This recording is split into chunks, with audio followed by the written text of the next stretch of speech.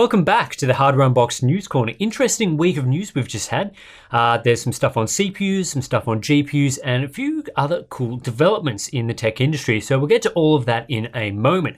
Firstly though, I just wanted to give you guys a bit of an update on Metro Exodus and its implementation of DLSS. In our video discussing DLSS in Battlefield 5, we mentioned that we didn't want to test Metro just yet because the developers weren't happy with the implementation.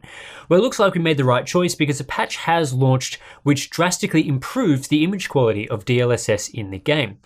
We're still exploring how DLSS impacts the game, so you'll have to wait until probably next week for a more in-depth exploration. But my early impressions are that the implementation is much better than Battlefield 5. There isn't as much of a blur filter from what I've seen. It is a night and day difference pre and post patch, and I definitely think gamers will be more happy with the improvements in this latest patch than what they were getting previously. However, and I do want to stress this is very early on into our look into this, DLSS does still seem to be performing around the same level as rendering the game at 1800p. And I should note here the game is properly rendering at 1800p in this comparison using a custom resolution, not using the in-game shading rate option. Comparing the two images, DLSS appears to be superior in some areas, weaker in other areas, and almost identical in many areas, which is very similar to our initial investigation way back in September of last year with the Infiltrator demo. Performance of 4K DLSS and 1800p rendering is nearly identical, and the native 4K image is of course superior overall with worse performance. I've also noticed a few strange artifacts with the DLSS image. Aliased shimmering is more apparent than either the native 4K or 1800p presentations, and some of the final detail appears to have been reconstructed strangely, is maybe the best way to put it. Usually you get this sort of streaky effect from post-processing noise reduction and sharpening. It's present in some Samsung smartphone camera photos, for example. So I have to explore that further and see whether it's in any other sections of the game. Not going to make any conclusions about DLSS in this game just yet. I haven't seen enough data yet to make a definitive statement. For example, I want to explore how 1800p plus a crude sharpening filter compares, but I am interested to hear the thoughts of you guys on this in the comments below. It is looking a lot more promising than Battlefield 5. And I just wanted to present some early data here because it may be a little while before we can get to our full in-depth look at this. And I want you guys to know that we are taking a look at DLSS in Metro Exodus with the latest update. Probably as we speak. This video will be published and I'll be back working on that.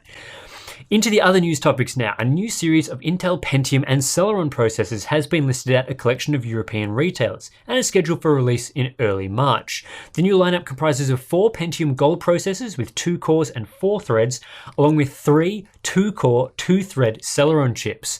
We're not sure on the architecture, but you'd assume it to be some Skylake derivative, probably Coffee Lake, though hopefully it's Coffee Lake Refresh. The key new chip here is the Pentium Gold G5620, which is the first Pentium CPU to hit 4 GHz. And that's the general clock speed because Pentium Gold CPUs do not have turbo functionality. Aside from the name and clock speed, not a lot else has been confirmed. However, this does appear to be just a simple 100 MHz clock speed boost to the existing Coffee Lake G5600, which would suggest we are still looking at a 54 watt TDP and 4 MB of level 3 cache. The G5600 has a recommended price around $86 US, though due to stock shortages, it is over $150 right now.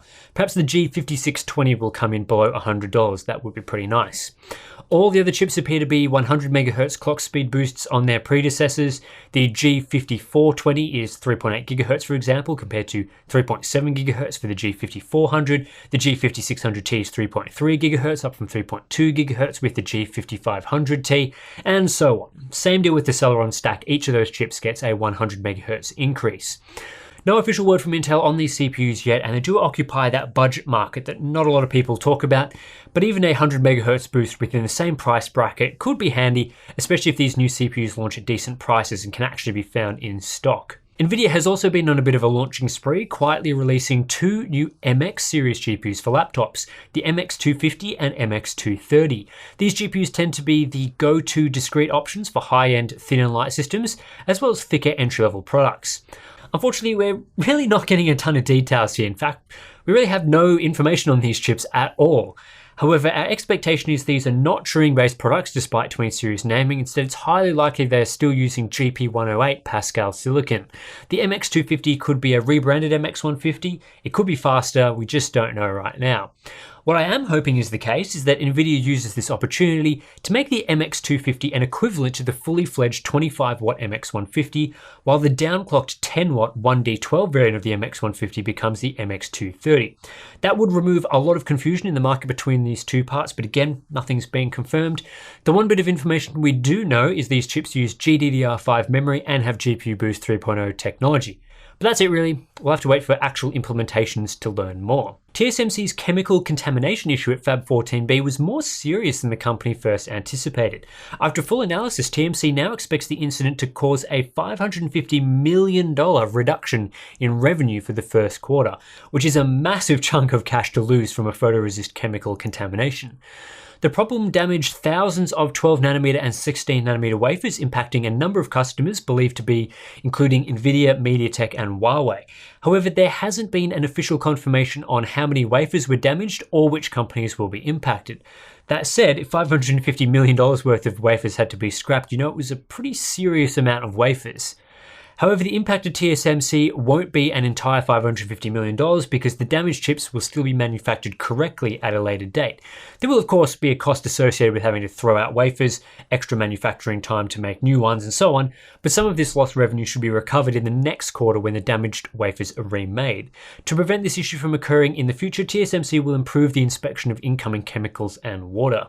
Intel has quietly detailed their upcoming lineup of 9th generation H series processors for laptops.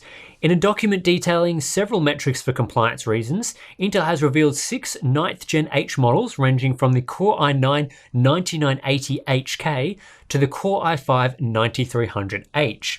At the top end, we're seeing 8-core CPUs hit laptops for the first time. All of the H series Core i9 and Core i7 models pack 8 cores, the Core i9s having 16 threads and the Core i7s just 8 threads, exactly like the desktop CPUs. Then the 2 Core i5 models are both 4-core 8-thread parts, with no 6-core offerings in the lineup. For other specifications, we only have level 3 cache and boost clocks right now. The i9-9980HK clocks up to 5 GHz, same as the 9900K. Then there's the i9-9880H at up to 4.8 GHz. The Core i7-9850H is up to 4.6 GHz. The i7-9750H is up to 4.5 GHz. The 9400H and 9300H sit at 4.3 GHz and 4.1 GHz respectively. No TDPs are listed. Previously, Intel has used 45 watts for these chips, but that might have to increase depending on the base clock. Compared to Coffee Lake parts, it looks like we're getting an increase to both maximum clock speeds and cores, at least for the higher end models.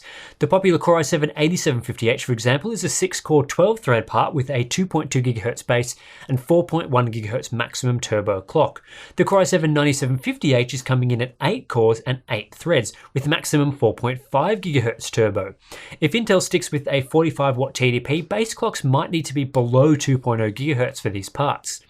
Intel is apparently on track to release these processors officially in the second quarter of 2019, so it will be a few months before they are ready for use in laptops. The Asus ROG Dominus Extreme, that insane new LGA 3647 motherboard for the Intel Xeon W3175X processor, has a price tag of $1,800 US. That brings the total cost for just the basics of a Xeon W system up to nearly $5,000 when you factor in the cost of the $3,000 CPU itself. Certainly it will be very expensive to build workstations based on this platform. What do you get for $1,800 US? Well, lots of power connectors, lots of DIMM slots, lots of PCI Express 16x slots, and an enormous 32-phase VRM to power the CPU, both stock and overclocked.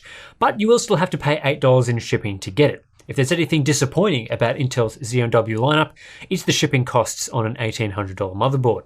Corsair's new Dominator Platinum RGB memory is the first to use the company's new Capital-X LEDs, which we talked about in News Corner a while ago. These new LEDs are smaller, brighter, and more power efficient than the standard SMD LEDs the company was previously using.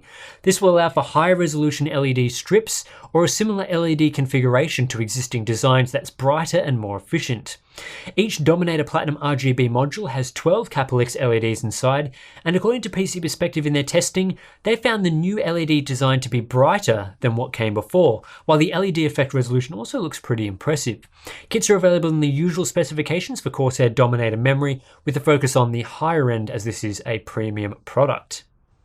I'm finishing off this one today with a rumor relating to the GeForce GTX 1650.